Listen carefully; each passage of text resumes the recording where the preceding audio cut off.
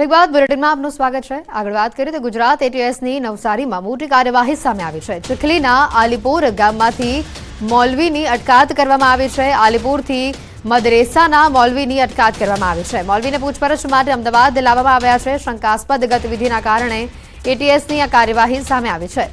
1 વર્ષમાં 2 વ્યક્તિની અટકાયત કરવામાં આવી।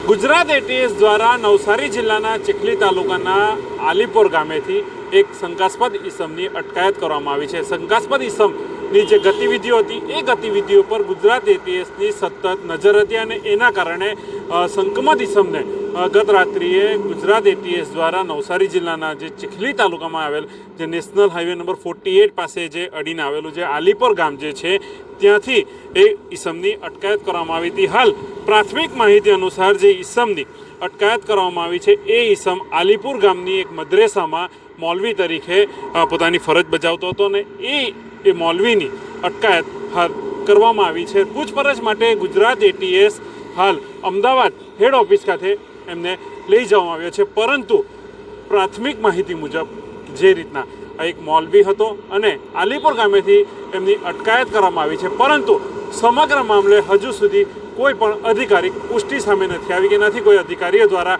કોઈ અધિકારિક સ્ટેટમેન્ટ આપવામાં આવ્યું। પરંતુ હાલ જે રીતના ગત રાત્રિએ એટીએસની કાર્યવાહી થઈ છે એને લઈને નવસારી જિલ્લાની સમગ્ર પોલીસ એલર્ટ થઈ ચૂકી છે। અગાઉ પણ 6 મહિના પહેલાં ગુજરાત એટીએસે નવસારી જિલ્લાના ડાભેલ ગામેથી પણ એક સંપન્ન ઈસમની અટકાયત।